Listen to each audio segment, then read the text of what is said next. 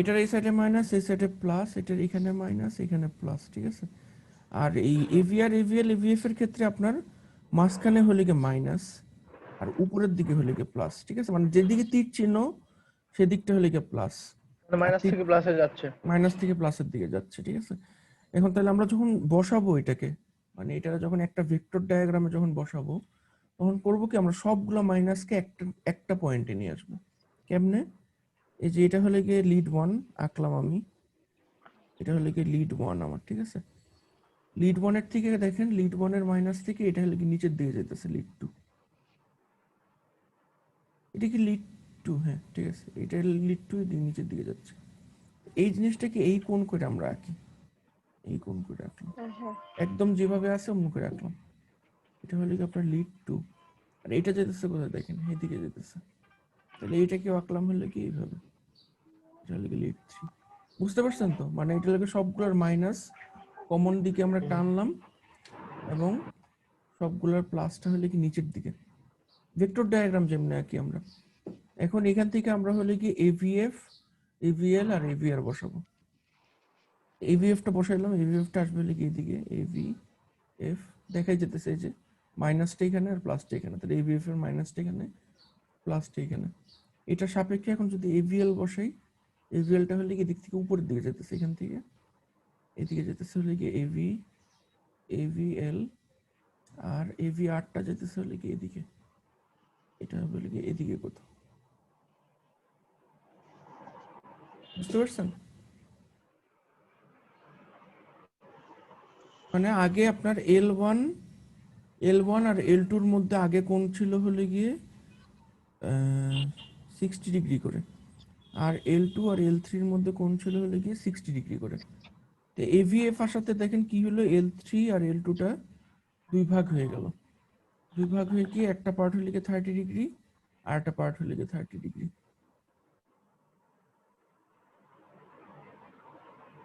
Similarly এভিআরটা যখন আসলো, এভিআরটাকে যদি এখান থেকে কল্পনা করেন, তাহলে এখানে 60 ডিগ্রি, এই 60 ডিগ্রিটাকে আপনার এক ধরনের অর্ধেক করে দেখতেছেন আপনি।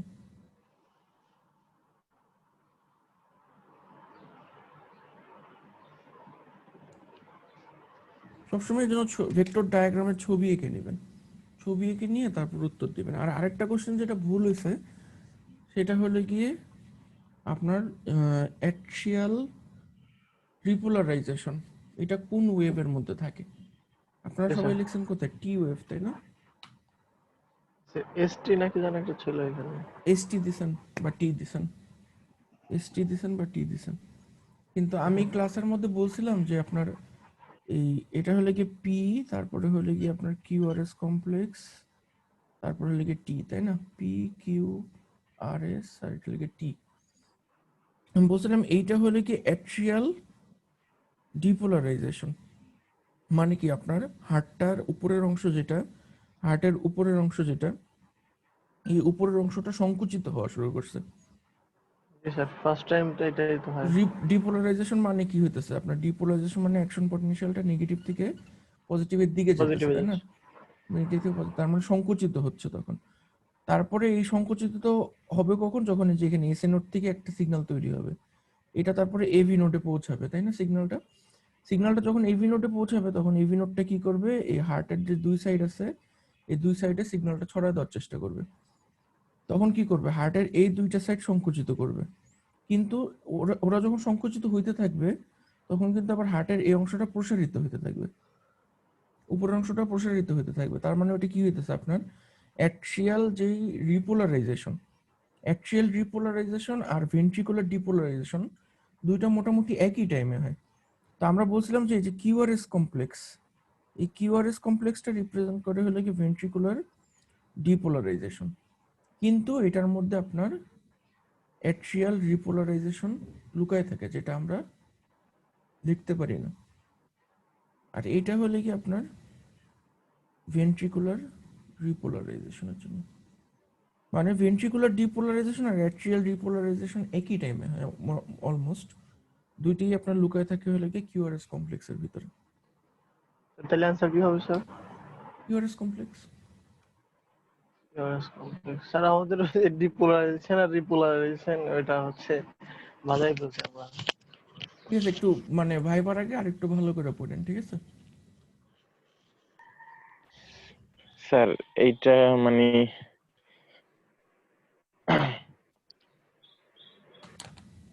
বলেন। স্যার এর আগে তো আমরা ভাইবার জন্য স্লাইড থেকে পড়ছিলাম স্যার, একটা মানে কনফিডেন্স ছিল ভালো, ওখান থেকে পড়ছি, আপনার লেকচার শুনছি। কিন্তু এইবার লেকচার তো শুধু স্যার, এখন একটা জিনিস তো অনেক ডিপলি ভাবে স্যার ই করছেন। এখন কোন জায়গা থেকে মানে কিরকম প্রশ্ন হতে পারে এটা একটু। হ্যাঁ, ওটাই আজকে ডিসকাস করবো আমরা ক্লাসের শেষে, সমস্যা নেই। আমার ঝামেলা হয়েছে।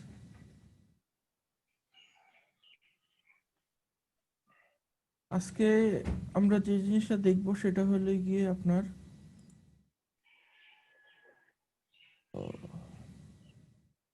যে জিনিসটা হলো গিয়ে আপনাদেরকে বলছিলাম যে ওই ইনস্ট্রুমেন্টেশন এমপ্লিফায়ার আমরা যে ইউজ করি ইসিজি, ইজি, ইএমজি নেওয়ার ক্ষেত্রে, এই ইনস্ট্রুমেন্টেশন এমপ্লিফায়ারটা আমরা চাইলে সিমুলেশন করে দেখতে পারি। ওই ইনস্ট্রুমেন্টেশন এমপ্লিফায়ারের সিমুলেশনের জন্য আমি একটা খুব সিম্পল একটা ইনস্ট্রুমেন্টেশন এমপ্লিফায়ার রেডি করছি। আমি জাস্ট আপনাদেরকে দেখাবো যে কিভাবে ইনস্ট্রুমেন্টেশন এমপ্লিফায়ারটা কাজ করে। কারণ আমি অন করতেছি ফাইলটা। আপনাদের পরীক্ষার ডেট কবে পড়ছে আমাদের এটার?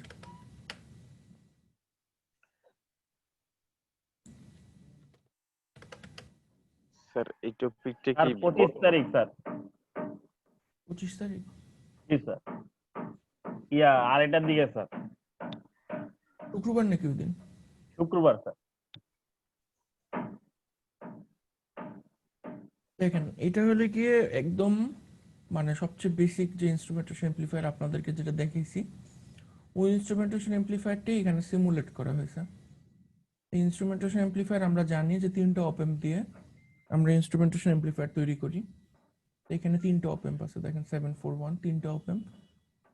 3টা অপ অ্যাম্পের মধ্যে যেটা হয়েছে যে 2টি ইনপুট সিগন্যাল আমরা দিচ্ছি 2টা অপ অ্যাম্পের মধ্যে দিয়ে, এবং আলটিমেটলি একদম শেষ অপ অ্যাম্পের 6 নম্বর পিনে আমরা হলে কি আউটপুটটা পাবো, বিয়োগফল এবং গেইন করার পরে যে ফলটা।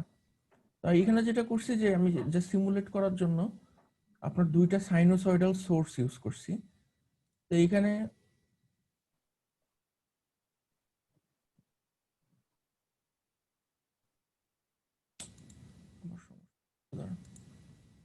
ফাইলটা শুধু আপনার নষ্ট হয়ে যেতেছে, বুঝলাম না।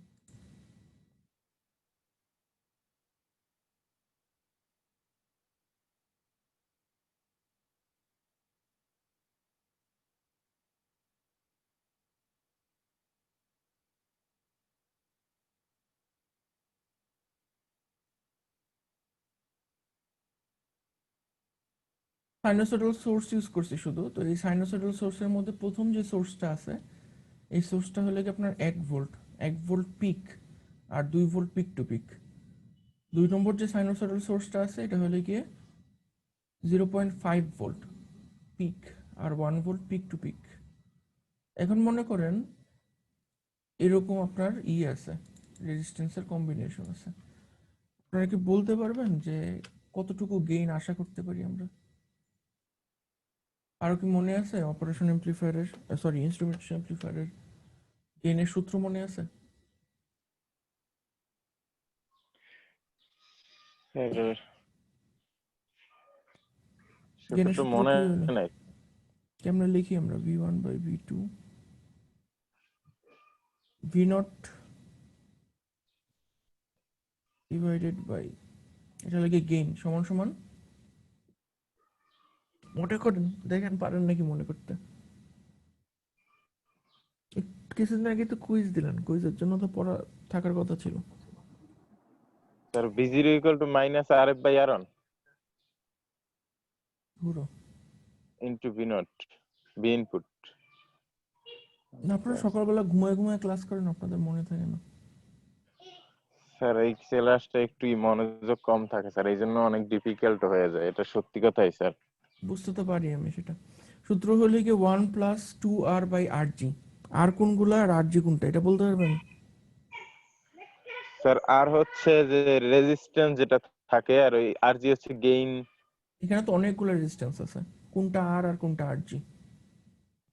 স্যার সবগুলো হইছে আর ধরা হয় কমন যে, আর rg?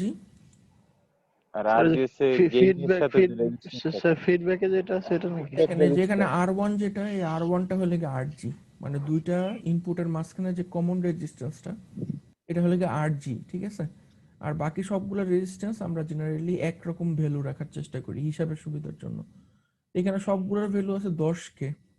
এখন আপনার সূত্রটা যদি 1+2r/rg হয়, আপনার কতটুকু গেইন হওয়ার কথা?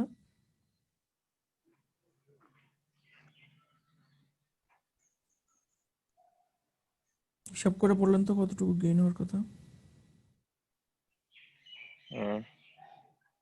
আরজি কত ভ্যালু? 5। দেখতে পারতেছেন না স্ক্রিনে? 5। না দেখতে আর পারলে ওখানে বললেন। হচ্ছে 20। 5 স্যার। 5 এর মতো হওয়ার কথা। তাহলে আমরা এখন এই জিনিসটা রান করে দেখবো যে আপনার কথা সত্যি নাকি 5 এর মতো হয় নাকি। তাহলে যে রান দিলাম, রান দেওয়ার পরে আমাদের এখানে অসিলোস্কোপের রেজাল্টটা আসলো। তাহলে অসিলোস্কোপটা আমরা সব মোটামুটি একদিকে রাখি। এটা সব একদিকে 0.5 0.5 0.5। তাহলে এই দেখেন নীল যে চ্যানেলটা, এই নীল চ্যানেলটা দেখাতেছে V1। V1 মানে হলে কি আপনার 1 volt pick R 2 volt peak to pick. তাহলে দেখেন নীলটা কি আমাদের 1 ভোল্ট পিক দেখাইতেছে নাকি? নীলের প্রতি ঘরের ভ্যালু আমরা দেখতে পাচ্ছি 0.5, ঠিক আছে? তাহলে নীলটা গেছে হলে কি আপনার 1 2 দুই ঘর, ঠিক আছে? 1 volt pick R 2 volt peak to pick. হলুদটা যাবে হলে কি 0.5, মানে 1 ঘর যাবে হলুদটা, আর টোটাল হবে হলে গিয়ে 2 ঘর, ঠিক আছে? তো এখন আপনার কথা অনুযায়ী আমাদের গেইন পাওয়ার কথা ছিল হলে গিয়ে 5 গুণ, তাই না? এখন 1 থেকে 0.5 বিয়োগ দিলে আমার থাকে হলে গিয়ে 0.5। এটাকে যদি আমি 5 গুণ করি আমার কত ভোল্ট পাওয়ার কথা? 2.5 ভোল্ট পাওয়ার কথা না? চলুন দেখি তাহলে আমরা 2.5 ভোল্ট পাইছি নাকি। 1 2 3 4 5, হ্যাঁ পাইছি 2.5 ভোল্ট। কিন্তু একটা জিনিস খেয়াল করেন যে আপনার ইনপুটটা যেই ফেজে আছে, আউটপুটটা কিন্তু একই ফেজে নেই। আউটপুটের যে ফেজ শিফট হয়েছে এটা কি দেখতে পারতেছেন? 90 ডিগ্রি ফেজ শিফট হয়েছে। 90 ডিগ্রি না, পুরো 180 ডিগ্রি ফেজ শিফট হয়েছে। মনে হয় বুঝতেছেন না। যেটাই হোক, তার মানে আমরা যে জিনিসটা বুঝলাম যে এই দিয়ে আপনার মানে প্রোটিয়াস সফটওয়্যারটা দিয়ে আপনারা চাইলে খুব সহজে ইসিজির মডেল করতে পারবেন আপনারা। ইসিজি বা ইজি এমজি, এটার জন্য যে অ্যাম্পলিফায়ার ফিল্টার সেটআপ যা কিছু লাগে সবকিছুই প্রোটিয়াসে প্রোটোটাইপ করা সম্ভব। তো আপনারা সামনে পরবর্তীতে প্রজেক্ট বা থিসিসের জন্য যে কাজগুলো করবেন, আপনারা চাইলে এখন করোনার সময় প্রোটিয়াসেই বেশিরভাগ কাজ সেরে রাখতে পারেন, কারণ প্রোটিয়াসে যদি কারো সিমুলেশন হয়ে যায় হার্ডওয়্যারে করলে অবশ্যই কাজটা মিলবে, কোনো সন্দেহ নেই এই ব্যাপারে। কারো কোনো কোশ্চেন আছে এটা নিয়ে?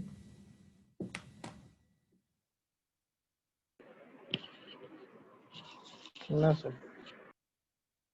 ঠিক আছে, আজকে যে জিনিসটা পড়বো আমরা, আজকের টপিকটা খুব সিম্পল। যেটা হলে গিয়ে আপনার ইলেকট্রিক্যাল যে ইনস্ট্রুমেন্ট ইউজ করবেন, মেডিকেল ইনস্ট্রুমেন্ট, সেই মেডিকেল ইনস্ট্রুমেন্টগুলোর সেফটি সম্পর্কে আমরা পড়বো। কারণ একজন ইলেকট্রোমেডিক্যাল ইঞ্জিনিয়ার যখন কোনো জায়গায় কাজ করবে, মানে সব থেকে মানে মেজারমেন্টের আগেও সব থেকে বেশি ইম্পর্টেন্ট হলে গিয়ে পেশেন্ট সেফটি। যদি লিকেজ কারেন্ট বা অন্য কোনো কারণে আপনার সামান্যতম কারেন্ট, যদি কোনো কার্ডিয়াক কার্ডিয়াক কোনো একটা মেজারমেন্ট নিতেছেন, আপনি মনে করেন ইসিজি মেজারমেন্ট নিতেছেন ওপেন হার্ট সার্জারির সময়, তখন আপনার হার্টের চারপাশে অনেকগুলো প্রোব লাগানো থাকে। কোনো একটা কারণে যদি লিকেজ কারেন্ট খুব ছোট পরিমাণেও যদি হার্টের ভিতর দিয়ে পাস করে, তখন আপনার রোগীর হার্ট অ্যাটাক সহ অন্য ধরনের কমপ্লিকেশন হওয়ার চান্স থাকে। এই জন্য ইলেকট্রোমেডিক্যাল ইকুইপমেন্টের ক্ষেত্রে আপনার মানে লিকেজ কারেন্ট থেকে শুরু করে অন্যান্য যেসব ইনসুলেশন প্রোটেকশন আছে এগুলোকে অনেক গুরুত্ব দেওয়া হয়। তো আমরা কারেন্ট জেনারেলি দুইটা মোডে পাই। দুইটা মোডের মধ্যে একটা মোড হলো কি আপনার এসি, আর একটা হলো কি ডিসি। তো আপনার যখন রোগীর শরীরে কোনো ইকুইপমেন্ট লাগানো থাকবে, জেনারেলি আমরা যেসব ইকুইপমেন্ট ইউজ করি এই ইকুইপমেন্টগুলো ডিসি কারেন্টও হ্যান্ডেল করে, এসি কারেন্টও হ্যান্ডেল করে। কিন্তু দুইটা কারেন্ট আমাদের শরীরের জন্য সমানভাবে ক্ষতিকর না, একটা আরেকটার থেকে বেশি ক্ষতিকর, মানে কোনোটা কম ক্ষতিকর কোনোটা বেশি ক্ষতিকর। আপনারা কি বলতে পারবেন যে কোনটা বেশি ক্ষতিকর, এসি না ডিসি? Sir DC. কেন? স্যার ওইটা কারেন্ট বেশি থাকে, পুড়ে যায়। কারেন্ট তো আপনার এসিতেও বেশি থাকতে পারে, ডিসিতেও বেশি থাকতে পারে, এটা তো ডিপেন্ড করবে ভোল্টেজ আর রেজিস্ট্যান্সের উপরে।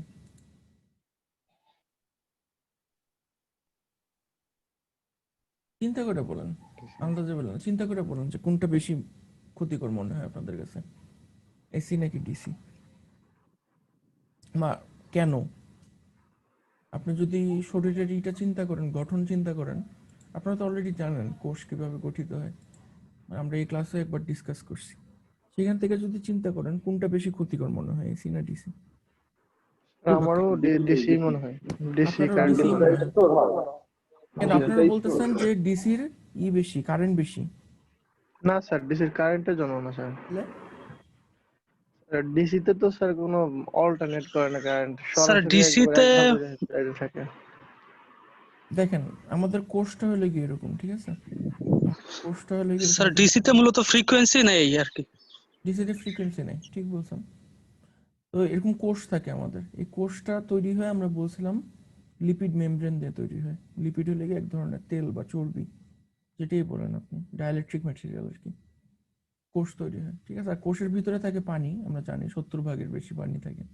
কোষের বাইরেও থাকে পানি, এটা আমরা জানি সবাই। তো এখন একটা জিনিস চিন্তা করেন যে কোষের বাইরে যে পানিগুলো আছে এটাও একটা কন্ডাক্টর, কোষের ভিতরে যে পানি আছে এটাও কন্ডাক্টর। কিন্তু কোষের যে মেমব্রেনটা, এই মেমব্রেনটা কিন্তু কন্ডাক্টর না, এটা কিন্তু ইনসুলেটর, ডাইলেকট্রিক ম্যাটেরিয়াল, ঠিক আছে।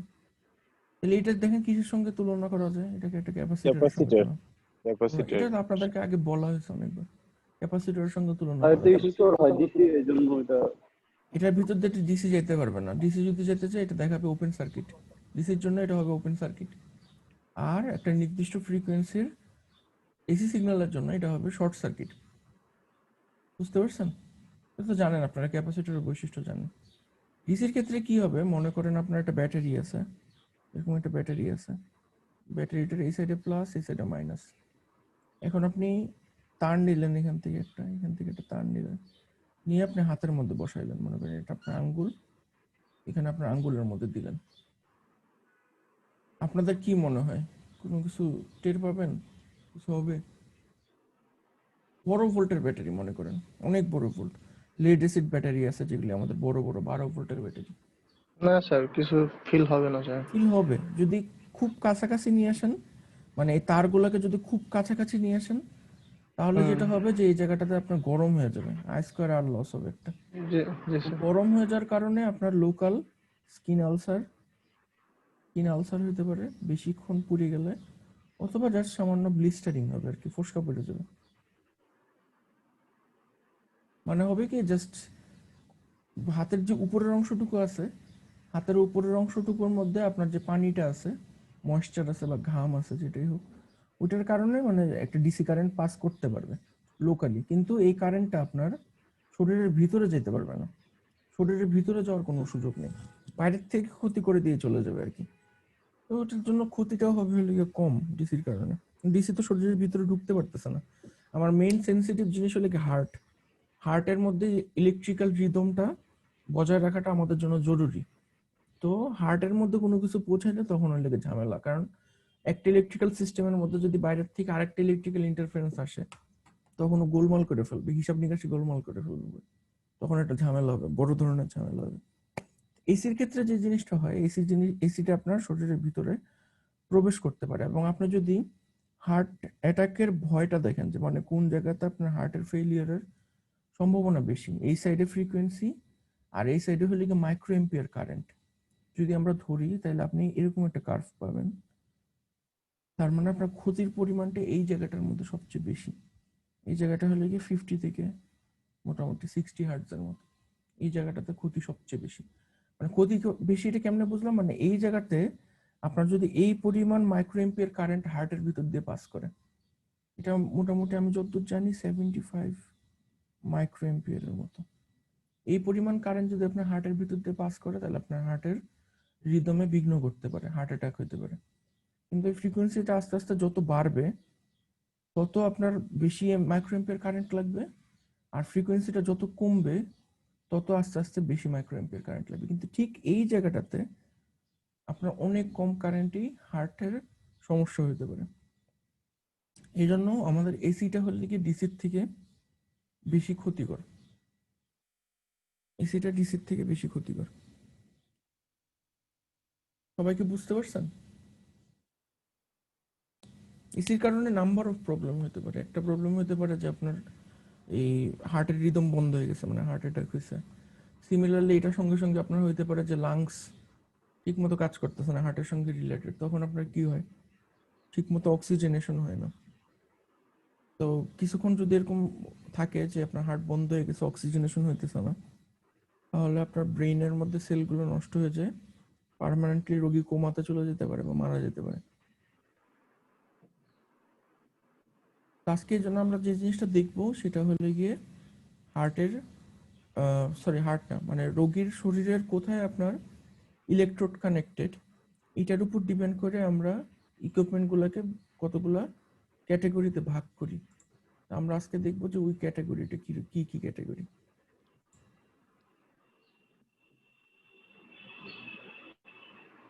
তো মোটামুটি শরীরের কোথায় আপনার ইলেকট্রোড লাগানো আছে এটার উপর ডিপেন্ড করে আমরা ইকুইপমেন্টকে 3 ভাগে ভাগ করতে পারি।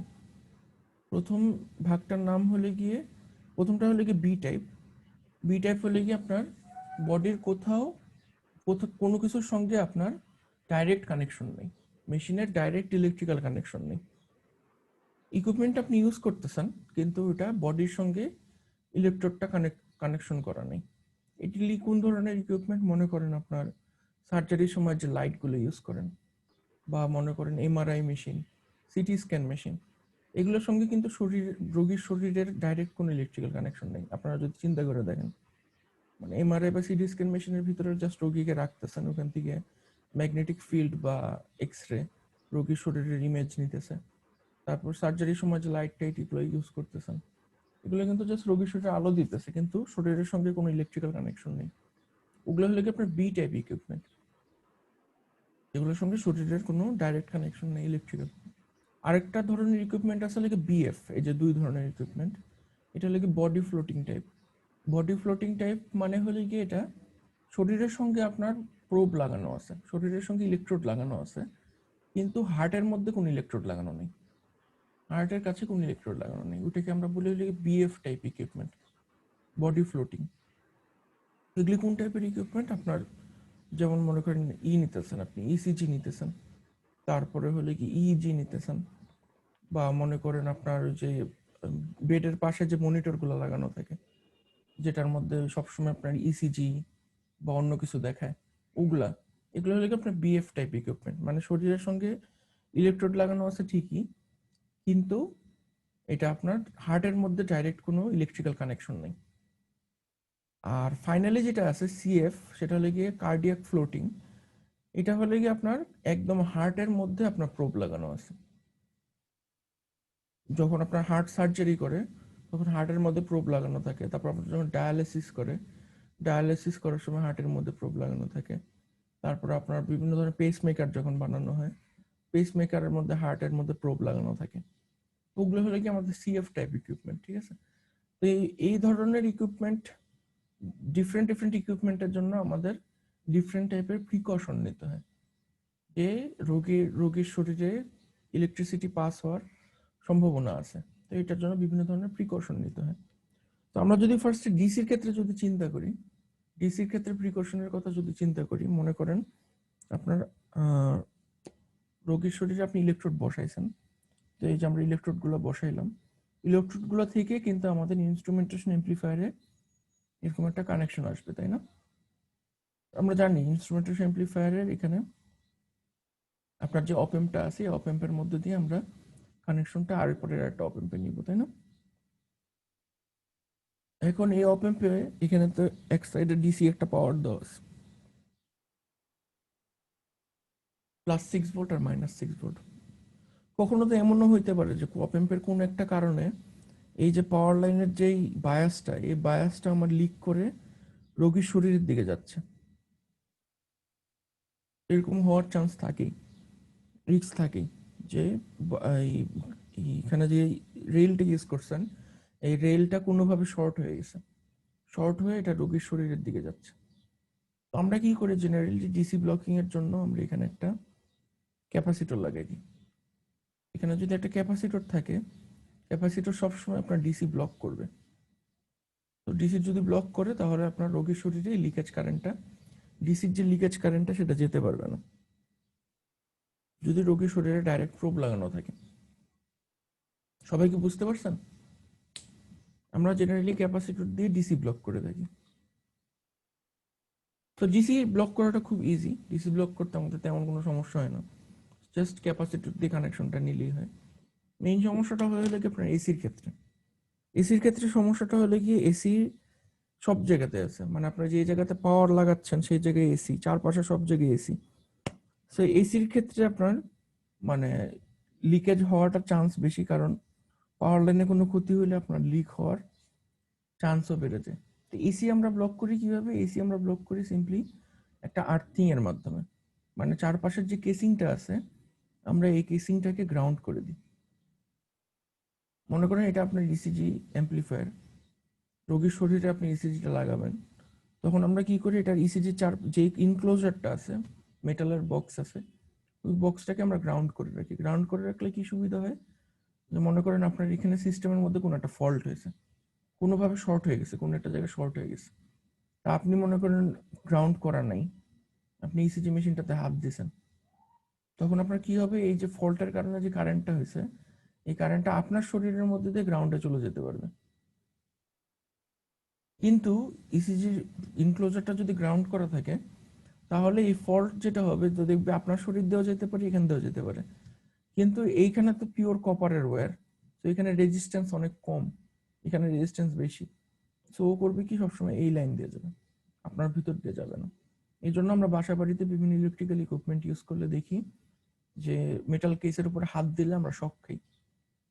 শক খাওয়ার কারণ হলো কি, ফল্টি আর্থ টার্মিনাল, মানে এই টার্মিনালের মধ্যে ফল্ট আছে, কোনোভাবে এটার রেজিস্ট্যান্স বেড়ে গেছে বা ডিসকানেক্টেড হয়ে গেছে, এই জন্য আপনার শরীর ধরলে শক খান। সো মেডিকেল ইকুইপমেন্টের ক্ষেত্রে আপনার এসির ইনসুলেশনটা মেইনলি করা হয় হলে গিয়ে কিসের মাধ্যমে, আর্থিং এর মাধ্যমে। কিন্তু ইকুইপমেন্টের মানে ইসের উপর ডিপেন্ড করে যে আপনার হার্টের কত কাছাকাছি আছে ইকুইপমেন্টটা, সেটার উপর ডিপেন্ড করে আমরা বিভিন্ন ধরনের ক্লাসে সেফটিটা নিই। মানে সব ইনস্ট্রুমেন্টে খুব ভালো রকমের ইনসুলেশন রাখি না, কিছু কিছুতে খুব ভালো রাখি আর কিছু কিছুতে কম ভালো রাখি। তো এটার উপর ডিপেন্ড করে ইকুইপমেন্টগুলোকে ক্লাস 1 এবং ক্লাস 2 এই দুইটা ভাগে ভাগ করা যায়। ক্লাস 1 ইকুইপমেন্টগুলো হলো গিয়ে যেটার মধ্যে জাস্ট সিম্পল আমি এইমাত্র যেটা দেখাইলাম এরকম একটা আর্থিং থাকে। এই আর্থিং এর ফলে আপনার কোনোভাবে যদি পাওয়ার লাইনের সঙ্গে আপনার ইকুইপমেন্টটা সংস্পর্শে আসে, শর্ট হয়ে যায়, তাহলে যেন আপনার ওই আর্থিং এর মাধ্যমে কারেন্টটা পাস হয়ে যায়, আপনার শরীরে কারেন্টটা না লাগে। তো এটা হলো গিয়ে ক্লাস 1 ইকুইপমেন্ট, যেটার মধ্যে যে সিম্পল একটা এরকমই রাখা হয়। আর ক্লাস 2 ইকুইপমেন্ট যেগুলি, ক্লাস 2 ইকুইপমেন্টে আরো বেশি এক্সট্রা মেজার রাখা হয় ইনসুলেশনের জন্য। তো যেটা বললাম আর্থিং, ওটা তো করা হয়ই, এটার সঙ্গে আপনার রোগীর সঙ্গে বিভিন্নভাবে রোগীর শরীরের সঙ্গে আপনার কম্পোনেন্টার মানে মেডিকেল ইনস্ট্রুমেন্ট ইউজ করতেছেন, এটা ইলেকট্রিক্যাল কানেকশনটা কেটে দেওয়া হয়, ইলেকট্রিক্যাল কানেকশনটা কেটে দিয়েও ইলেকট্রিক্যাল সিগন্যালটা পাস করা হয়। আপনারা বলতে পারবেন যে এটার জন্য কি ইউজ করা হয়? মানে মনে করেন একটা ডাইরেক্ট লাইন আছে আপনার কাছে, তার আছে রোগীর শরীর থেকে, এরকম একটা তার আছে আপনার কাছে, আপনি এই তারটা তো দিয়ে তো ইলেকট্রিসিটি পাস হবে, কারেন্ট পাস হবে। এখন আমরা ইলেকট্রিসিটি পাস না করে, মানে ইলেকট্রিক্যাল কানেকশন না রেখেও কিভাবে ইলেকট্রিসিটি পাস করতে পারি বলুন তো? এই তারটার একটা সাইড মনে করেন এটা হলো একটা ইকুইপমেন্ট, এই সাইড আপনার রোগী। পুরোটা কানেকশনটা কিন্তু ইলেকট্রিক্যাল কানেকশন। আমরা ইলেকট্রিক্যাল কানেকশন, আমি এখন বলতেছি ইলেকট্রিক্যাল কানেকশনটা যদি না রাখি, আমরা না রেখেও কিভাবে আমরা ইলেকট্রিসিটি পাস করতে পারি, যে মেশিন আর রোগী দুটার মধ্যে কোনো ইলেকট্রিক্যাল কানেকশন থাকবে না, কি দিয়ে করা যায় বলেন? লেজারের ইলেকট্রোম্যাগনেটিক মাধ্যমে বা কোনো স্ক্যানের মাধ্যমে। এই তো কাছাকাছি আসছেন, লেজারের মাধ্যমে করা যায়, মানে আলো, অপটিক্যাল, অপটিক্যাল কোনো কিছু একটা দিয়ে করা যায়। আর কিভাবে করা যায়? ইলেকট্রোম্যাগনেটিক কোনো সিস্টেমে। ম্যাগনেটিক করা যায়। তাহলে আমরা ম্যাগনেটিক করলে কি করব? জাস্ট সিম্পলি যদি একটা ট্রান্সফরমার বসাই দিই, ট্রান্সফরমার যদি বসাই দিই, তাহলে এখানে আপনার রোগীর শরীর থেকে যে কারেন্টটা আসবে বা ইকুইপমেন্ট থেকে যে কারেন্টটা আসবে, সেই কারেন্টটা জাস্ট সিম্পলি কয়েলে একটা ম্যাগনেটিক ফিল্ড তৈরি করবে, তাই না?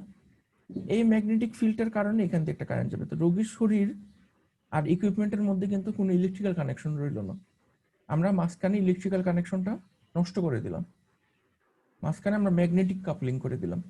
এটার ফলে আপনার সুবিধা কি হলো? এখন মনে করেন এই সাইডে কোনো একটা ফল্ট হয়েছে, এই ফল্টের ফলে আপনার রোগীর শরীরে কিন্তু কোনো ইফেক্ট পড়বে না, কারণ দুইটার মধ্যে কোনো ইলেকট্রিক্যাল কানেকশন নেই। আবার সিম্পলি আমরা কি করতে পারি, এটা না করে আমরা অপটিক্যাল একটা কানেকশন ইউজ করতে পারি। আপনারা যে বললেন লেজার, তো জেনারেলি লেজারেরটা আমি জানি না, জেনারেলি আমরা এলইডি ইউজ করি। এলইডি কিভাবে ইউজ করি, এটা এই জিনিসটার নাম হলো কি অপটো কাপলার। অপটো কাপলার, অপটো কাপলার আমরা কি কাজে ইউজ করি দেখেন। অপটো কাপলারের ভিতরে এখানে আপনার একটা ডায়োড থাকে, আমাদের একটা ডায়োড থাকে, আর এই সাইডে একটা ট্রানজিস্টর থাকে, যেটা আপনার মনে করেন হয় জেনারেলি ফটো ডায়োড হয় আর কি। ফটো ডায়োড, ফটো ডায়োড তো দেখছেন আপনারা। ফটো ডায়োড কি করে, এটার উপর আলো পড়লে ও অন হয়, আর আলো না পড়লে এটা অফ হয়ে থাকে, তাই না? আর এটা হলো কি এলইডি। এরকম একটা কানেকশনও কিন্তু আমরা রোগীর শরীর আর ইকুইপমেন্টের মধ্যে রাখতে পারি। মানে মনে করেন ইসিজি একটা সিগন্যাল, যখন এমপ্লিফাইড সিগন্যালটা এলইডিটা পাবে, তখন এলইডিটা জ্বলবে, তাই না, আলো দিবে। এই আলোটা যখন ফটোডায়োড পাবে, তখন ফটোডায়োডের এখানে একটা বায়াস থাকবে, যখন ফটোডায়োডটা আলো পাবে ফটোডায়োডটা খুলবে, খুলে গেলে কি হবে, কারেন্ট পাস হবে এখান থেকে, তাই না? আর যখন আলো পাবে না তখন কারেন্ট পাস হতে পারবে না। তো এখন মনে করেন আপনার এখানে কম্পিউটারের মাধ্যমে আপনি নিতেছেন, কম্পিউটারে কোনো একটা ফল্ট হয়েছে, ফল্ট হওয়ার কারণে এখান দিয়ে একটা কারেন্ট রোগীর শরীরে পাস করার চেষ্টা করতেছে, কিন্তু এই কারেন্টটা কি কখনো রোগীর শরীর পর্যন্ত যেতে পারবে? পারবে না, কারণ যতই কারেন্ট যাক, ফটোডায়োড কি কখনো আলো দিবে? আর মনে করেন ফটোডায়োড আলো দিল, এলইডি কি সে আলো মেজার করতে পারবে? পারবে না তো, তাই না? না স্যার। ফটোডায়োড তো কখনো আলো দিবে না। তাহলে আমরা এই ধরনের প্রোটেকশন নিতে পারি, আমরা কাপলিংটা ইলেকট্রিক্যাল কাপলিং না করে আমরা ম্যাগনেটিক বা অপটিক্যাল কাপলিং করে সেফটিটাকে আরো রোবাস্ট করতে পারি, আরো ভালো সেফটি করতে পারি, যাতে আপনার ইকুইপমেন্ট সাইডেও যদি কোনো ফল্ট হয়, এটা যেন রোগীর শরীরে পাস না করে। তো আপনারা যখন পরবর্তীতে ইলেকট্রোমেডিক্যাল ইঞ্জিনিয়ার হবেন, তখন আপনারা দেখবেন যে আপনাদেরকে বিভিন্ন ট্রেনিং এর সময় এগুলো শেখানো হবে, যে কিভাবে রোগীর শরীর থেকে ইকুইপমেন্টকে ইলেকট্রিক্যালি আইসোলেট করা হয়, এবং বিভিন্ন টাইপের যে ইকুইপমেন্টগুলো আছে, যে বিএফ সিএফ, এগুলি ইন্টারন্যাশনালি রিকগনাইজড। সো আপনারা যে কোনো কোম্পানিতে চাকরি করেন, আপনাদের ট্রেনিং এর সময় এরকম বিএফ সিএফ এই ইকুইপমেন্টগুলো সম্পর্কে শেখানো হবে। সো আপনারা তখন পরিচিত জিনিস পাবেন আর কি, যেহেতু এখানে শিখছেন। সো এই জিনিসগুলো আপনারা ভাইবার জন্য খুব ভালো করে পড়বেন, যে ইকুইপমেন্টের যে প্রকারভেদগুলো আছে, প্রকারভেদগুলো, এবং ক্লাস 1 ক্লাস 2 ইকুইপমেন্টের মধ্যে পার্থক্য কি। তো ভাইবার জন্য যদি আমরা আজকে একটা রিক্যাপ করি যে ভাইবার মধ্যে কি কি টপিক আছে। ভাইবার মধ্যে প্রথমে আপনাদের মিডের পরে যে টপিক শুরু হয়েছে সেটা হলো কি ইসিজি থেকে। ইসিজি কাকে বলে, ইসিজি কোথা থেকে তৈরি হয়, SA node, AV node, His Purkinje bundle. তারপরে আমরা আরো কি পড়ছি হলো কি আপনাদের স্লাইডের মধ্যে আছে, দেখবেন যে এসএ নোড কত বিট পার মিনিটে বিট করে, এভি নোড কত বিট পার মিনিটে বিট করে, এরপরে হিসপারকেনজি কত বিট পার মিনিটে বিট করে। তারপর আপনাদের আরো কতগুলো জিনিস আছে যেগুলো ভাইবার জন্য ইম্পর্টেন্ট, যেমন এসএ নোড থেকে এভি নোডে যখন সিগন্যালটা পৌঁছায়, সিগন্যালটার মাঝখানে ডিলে কতটুকু হয়, এই জিনিসটা স্লাইডের মধ্যে আছে, এটা ভালো করে পড়বেন যে ডিলে কতটুকু হয়, এসএ থেকে এভির মধ্যে সিগন্যালটা পৌঁছাতে কতটুকু সময় লাগে, এভি থেকে হিসপারগেঞ্জিতে যেতে কতটুকু সময় লাগে। তারপরে ইসিজির যে বিভিন্ন কম্পোনেন্ট গুলো আছে, P QRS complex, T wave, এই কোনটার অর্থ কি, পি ওয়েভের মধ্যে কি থাকে, কিউআরএস কমপ্লেক্সে কি থাকে, টি ওয়েভে কি থাকে, এগুলি ভালো করে পড়বেন। তারপরে পড়বেন যে বিভিন্ন লিড ইসিজি আছে, যে প্রথমে হলে গিয়ে আমাদের ফ্রন্টাল প্লেনে আছে টোটাল 6টা lead, lead 1, lead 2, lead 3, aVL, aVR, aVF. আর এরপরে আপনার ট্রান্সভার্স প্লেনে মানে চেস্ট লিডে আছে হলে গিয়ে আরো 6টা, তো ওই 6টা হলে V1 থেকে V6। এটা করার পরে ইনস্ট্রুমেন্টেশন অ্যাম্প্লিফায়ার সম্পর্কে পড়বেন, ইনস্ট্রুমেন্টেশন অ্যাম্প্লিফায়ারের সুবিধা অসুবিধা কি, এবং এটা গেইনের সূত্রটা পড়বেন। এটা আজকে একটু আগে দেখলাম গেইনের সূত্র। তারপরে যে জিনিসটা পড়বেন যে ইনস্ট্রুমেন্টেশন অ্যাম্প্লিফায়ারের সঙ্গে নর্মাল অ্যাম্প্লিফায়ারের যদি তুলনা করি, ডিফারেন্স অ্যাম্প্লিফায়ারের দুইটার মধ্যে পার্থক্য কি, এটা বলে ইসিজি মোটামুটি পড়া শেষ হয়ে গেল। আর অ্যাম্প্লিফায়ারের সঙ্গে আবার ইও পড়বেন আপনারা, 4টা যে নয়েজ আছে, বিভিন্ন নয়েজের কারণে যে ইসিজি নিতে আমাদের সমস্যা হয়, power line noise, electromagnetic interference, movement artifact, তারপরে আপনার কন্ট্যাক্ট ইম্পিডেন্স, এই মোটামুটি 4টা পড়লেই হবে। এই 4টার কারণে ইসিজি নিতে সমস্যা হয়, 4টার কারণ কি এবং কিভাবে আমরা প্রতিরোধ করি। তারপরে আপনারা পড়বেন হলে গিয়ে ওই যে ডপলার ফ্লো মিটার, আল্ট্রাসাউন্ড দিয়ে আমরা যে ব্লাডের ফ্লো মাপি, কিভাবে মাপি। আর আরেকটা পড়বেন হলে গিয়ে ডপলার ফ্লো মিটারের সঙ্গে কি জানি ছিল,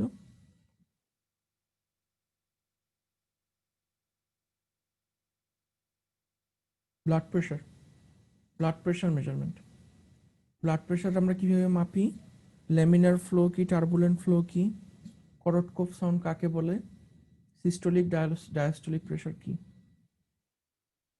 আর এই হার্টবিট আমরা যে মেজার করি, ইসিজি থেকে হার্টবিট কিভাবে মেজার করি। এরপরে তারপরের চ্যাপ্টারে এটার পরে আমরা পড়ছিলাম হলে গিয়ে এই লাংসের বিভিন্ন মেজারমেন্ট, স্পাইরোমেট্রি। স্পাইরোমেট্রির মধ্যে আপনারা পড়বেন নিউমোট্যাকোমিটার যে মেশিনটা আছে, এই নিউমোট্যাকোমিটার মেশিনটার গঠন আপনারা পড়বেন। একটা মেশ থাকে বা ক্যাপিলারি থাকে, এটা দুই সাইডের প্রেসার ডিফারেন্স মেজার করে, ওই প্রেসার ডিফারেন্স থেকে ফ্লো ক্যালকুলেশন করে। আর ফ্লো এর মধ্যে পড়বেন হলে কি যে এই FEV1, FEV আর VC, এগুলো কি, forced vital capacity, forced expiratory flow, forced exploratory flow for 1 minute. এই 3টা মেজারমেন্ট আপনাদের ছিল, ওই 3টার স্লাইডটা আমি আপনাদেরকে দিয়ে দিব, ওইখান থেকে আপনারা একটু পড়ে নেবেন যে এই 3টা কাকে কাকে বলে। এরপরে ফাইনালি তারপর চলে আসলো আজকের ক্লাস। আজকের ক্লাসে সেফটি যে জিনিসগুলো পড়ছেন, এই সেফটি জিনিসগুলো পড়বেন। সিলেবাস স্যার বেশ ছোট। স্লাইড কখন দিবেন স্যার? আমাদের এখন তো স্যার অনেক চাপ, নতুন কিছু পড়তে তো স্যার অনেক সমস্যায় পড়ে যাবো। কুইজের আগের রাতে পড়বে, ভাইবার আগের রাতে পড়বেন আর কি। এক রাতে পড়লে স্যার আরো তো পিছনে যা পড়াইছেন ওইগুলো লেকচার শুনতে হবে, একটা ভিডিও দেখতে দেখতেই স্যার আগে মানে ই হয়ে যায়। স্যার আগে একটু দিয়ে দিলে তাহলে ভালো ইসিজি হয় স্যার। স্লাইডটা ভালো করে পড়েন, আমি আজকে প্রোটেকশনের স্লাইডটা আর স্পাইরোমেট্রি স্লাইডটা দিয়ে দিই। স্পাইরোমেট্রি স্লাইডটা আর প্রোটেকশনের স্লাইডটা ইসিজি, এই 3টা ভালো করে পড়েন। স্পাইরোমেট্রিটা আমি স্পাইরোমেট্রিটা দিয়ে দিচ্ছি, আর ওই ফ্লো মিটার আর হলে গিয়ে ব্লাড প্রেশার, এই দুইটা আমি এই কালকে সাবজেক্টটা স্যার পরশুর মধ্যে আমাদের দিয়ে দেবো। কাছে এমনিতেই একটু ক্রিটিক্যাল লাগে স্যার সাবজেক্টটা, ক্রিটিক্যালটা কারণ মেইন জিনিসগুলো সমস্যা নেই, এই সাবজেক্টের মেইন সমস্যাটা কি হয়েছে, এই সাবজেক্টের মেইন সমস্যা হচ্ছে আপনারা সকালবেলা ক্লাস করেন, এটা হয়েছে কি মেইন সমস্যা। কারণ আমি তো জি আরেকটা স্যার। সেকশনে ক্লাস নিই, ওরা আপনাদের থেকে অনেক রেসপন্সিভ। রেসপন্সিভ মানে কি, মানে অনেক, মানে আমরা ইন্টারাকশন করি ক্লাসের মধ্যে, মনে করেন কোশ্চেন করলে উত্তর দেয়, বুঝে ভালো, যেটা বোঝা যায়, মানে কথা শুনে বোঝা যায় যে অনেক ভালো বুঝছে, জি স্যার, তখন পড়াইতে ভালো লাগে, কিন্তু এই যে পড়াইতেও এমন ভালো লাগে। ক্লাসটা এমন টাইম হইছে মানে হ্যাঁ, আমাদের আমি মানে এই পুরো সেমিস্টারে আপনাদের স্যার কাছ এই থেকে জন্য কোনো মূল রেসপন্স পাই সমস্যা না। হচ্ছে স্যার আমাদের এই সব ভিডিওগুলো আবার ভালো করে দেখতে হবে, কারণ স্যার আমরা আগে তেমন একটা ভালো বুঝতে পারি নাই হুম, সকালবেলা ক্লাস হওয়ার আপনারা একটু কারণে। আপনাদের ইসেকে বলবেন, কোর্স কোঅর্ডিনেটরকে বলবেন যে এরকম সকাল 8টা বাজে টানা 2.5 ঘন্টার ক্লাস যাতে আপনাদেরকে আর না দেয়, বা দিলেও আপনারা নিবেন না, আপনারা প্রতিবাদ করবেন। মানে সবকিছু তো আপনারা মেনে নিলে তো আর হবে না, কিছু কিছু স্যার জিনিস এখন ওই যে প্রতিবাদ। করে না, শুক্রবার ক্লাস না দিয়ে তো উপায় নাই। শুক্রবার তো আমাদের আগে সারাদিনই ক্লাস শুক্রবার করতে ক্লাস হইতো, করবেন, ইভিনিং কোনো এ তো। সমস্যা নাই, কিন্তু শুক্রবার যদি আপনি 1 ঘন্টা পরে ক্লাস শুরু করেন, 9টা বা 10টার থেকে শুরু করেন, আমার মনে হয় দরকার হলে রাত পর্যন্ত করলেন, অনেক রাত পর্যন্ত করলেন, কিন্তু সকালবেলা 8টা বাজে কারো পক্ষে আমার মনে হয় না অনলাইনে ক্লাস করে বোঝা সম্ভব। বেশিরভাগ ক্লাসে 8টা বাজে যেগুলো আমি দেখি যে স্টুডেন্টরা ঘুমায়, মানে ওই সময় আসলে টানা এই ঘন্টা কি পড়া হবে। আমিও বুঝি সমস্যাটা, এখন ঠিক স্যার আছে। আমাদের জন্য একটু আপনারা কম চেষ্টা করবেন থাকলে যে আমাদের জন্য সকালবেলা, ভালো হইতো, কারণ অন্যান্যগুলো অ্যাসাইনমেন্ট আছে, তারপরে অনেক লেখা, তারপরে আবার ভাইবা সিলেবাস আছে। কমই, সিলেবাস এখন তবে এখন একবারে শুনে অনেক বড় মনে হইতেছে আপনার কাছে, সিলেবাস আসলে ছোট, মানে স্যার, ছোট না আপনি হলে যে কোশ্চেন গুলো বললেন এগুলো তো সব ভিডিওর মধ্যে আছে নাকি? সব ভিডিওর মধ্যে ভিডিও আছে, প্লাস যে স্লাইড দিবেন। স্লাইডের মধ্যে পাবেন। বা আমি যে কোশ্চেনগুলো পড়লাম, আপনি যদি স্লাইড ভিডিও নাও পড়তে চান, কোশ্চেনগুলো যদি শুধু খাতায় লিখে রাখেন, লিখে রেখে যদি একটা একটা করে অনলাইনে সার্চ করেন, 20টা কোশ্চেনের উত্তর যদি পেয়ে যান, আমি মোটামুটি শিওর যে ভাইভাতে আপনি 10 থেকে 12 পাবেন। স্যার ওইটা তো আসলে খুঁজতেও তো অনেক সময় লাগে, আবার অনেক সময় নেটে বোঝাও যায় না কতটুকু প্রপার অ্যান্সার, খুঁজে ওইখান থেকে কাট করে বের করতে হয়, মানে অনেক অনেক টাইম, আরো বেশি সময় লাগে। স্যার আপনি স্লাইড দিয়ে দেন, সেটাই তাহলে ভালো ঠিক হয়, আছে। যদি ওই স্লাইড থেকে আর সহজে। তাহলে আপনাদের পরীক্ষা হলে কি 2:30 বাজে, তাই না? জি স্যার, 2:30 বাজে। ঠিক আছে, আপনাদের ওই যে গতবারের মতো আমি দিয়ে দিব, লিস্ট দিয়ে দিব। আপনারা আগে আগে ঢুকে সময় নষ্ট করবেন না, নিজেদের সময় নষ্ট করবেন না। জি স্যার, যেই একটু টাইম প্রিপারেশন না জি হলে। স্যার। যেই জি টাইমে স্যার। দিব প্রথম গ্রুপ, ওই টাইমে ঢুকবেন। এরপরে আস্তে আস্তে করে পরের গ্রুপকে আমি এমনিতেই ডাকাবো ওই প্রথম গ্রুপকে দিয়ে। তো আপনারা শুধু শুধু সময় নষ্ট করেন না, আমি যখন ডাকবো তখনই আসেন। মানে সিস্টেমটা তো করাই হয়েছে যাতে আপনাদের সময় কম নষ্ট হয়, তাই না? ঠিক আছে, তাহলে স্যার আপনাদের আর সঙ্গে, এইবারে হ্যাঁ, এইবারে কয়টা কোশ্চেন থাকতে পারে স্যার ভাইবার জন্য তিনটা আমাদের? তিনটা সবসময় তিনটা, তিনটা। ও তিনটা দাঁড়ান স্যার, দাঁড়ান, সরি সরি সরি সরি, তিনটা তো না, 20 মার্ক চারটা। স্যার। চারটা চারটা। তিনটা তো মিড টার্মের জন্য, তাহলে এখন চারটা, প্রতিটা জি কোশ্চেনে 5 স্যার, মার্ক করে। এবার তো 20 মার্ক। হুম। ঠিক আছে স্যার, আপনারা ভালো করে পড়েন, আর কালকে অ্যাসাইনমেন্ট দিয়ে দিব, ওটাও ভালো করে করেন, আর আমি স্লাইড দিয়ে দিব আজকে। স্যার একটা বোনাস কোশ্চেনের ব্যবস্থা রাখেন আর কি। বোনাস কোশ্চেন বলতে স্যার দেখা গেল 4টার মধ্যে 4টা যদি না হয়, চারটার দেখা মধ্যে গেল চারটা আরেক। না হইলেও তো আর কাউকে জিরো দেওয়া যায় না, তাই না? জিরো তো না পাবে। ঠিক আছে স্যার, তারপরে যদি আরেকটা দেখা গেছে কেউ খারাপ করলো, তাকে আরেকটা বোনাস কোশ্চেন করতে পারেন আর কি। আচ্ছা ঠিক আছে, দেখা যাবে এটা। আপনারা স্যার, কোনো ওকে সমস্যা স্যার হইলে আমার একটা গুগল প্রশ্ন ক্লাসরুমে ছিল আমার সঙ্গে স্যার। কন্ট্যাক্ট করেন, ঠিক আছে? Okay sir. হ্যাঁ বলেন, কি বলার ছিল? স্যার আপনি যে মানে আপনি যে টপিক গুলো পড়াইছেন স্যার, ওখান থেকে কি প্রশ্নগুলো ছোট ছোট টাইপের থাকতে পারে, নাকি এক একটা জিনিস সম্পর্কে ছোট ছোট প্রশ্ন বিস্তারিত থাকবে, বলা? বড় বিস্তারিত বলার সময় নেই, এত স্টুডেন্টের ভাইবা, 2টা ভাইবা একদিনে, বিস্তারিত কোশ্চেন কেমনে জিজ্ঞেস করবো আপনাকে? ছোট ছোট কোশ্চেন জিজ্ঞেস করবো, মনে করেন পার স্টুডেন্ট যাতে আমার 4 থেকে 5 মিনিটের বেশি নেওয়া লাগে। এই যে এমসিকিউ টাইপের আর কি, এক কথায় আর কি এমসিকিউ হয়ে না, যাবে। শর্ট কোশ্চেন টাইপের আর কি। যেমন মনে করেন আপনাকে আমি জি জিজ্ঞেস স্যার। করলাম যে ইসিজির যে লিড 1 আমরা হিসাব করব, এটা কোন লিম্বের ভোল্টেজ থেকে কোন লিম্বের ভোল্টেজ বিয়োগ করব, তখন আপনি যদি সিম্পলি বলেন যে left arm minus right arm, তাহলে রাইট মোটামুটি আর্ম। আপনার আনসার হয়ে যাবে। হ্যাঁ, কোশ্চেনটা আপনি বুঝতে পারছেন নাকি, এটা ইম্পর্টেন্ট। জি স্যার। ঠিক হ্যাঁ। আছে। আর অন্য আচ্ছা কোনো ঠিক। সমস্যা হলে আপনি আমাকে আইদার ফোন করেন বা গুগল ক্লাসরুমে কন্ট্যাক্ট করেন স্যার ওই অ্যাসাইনমেন্ট। সুযোগটা আমাদের দিয়ে, ওই যে বললো একটা এক্সট্রা রাখেন স্যার আমাদের জন্য, হ্যাঁ তাহলে ঠিক আছে। স্যার ভালো হয় আর কি। 5টা রাখেন, 5টার মধ্যে একটা না পেলে যাতে কোনো সমস্যা না হয়। ঠিক আছে, তাহলে আমি মিটিংটা এন্ড করলাম আজকে, আচ্ছা, কেন? আসসালামু আলাইকুম।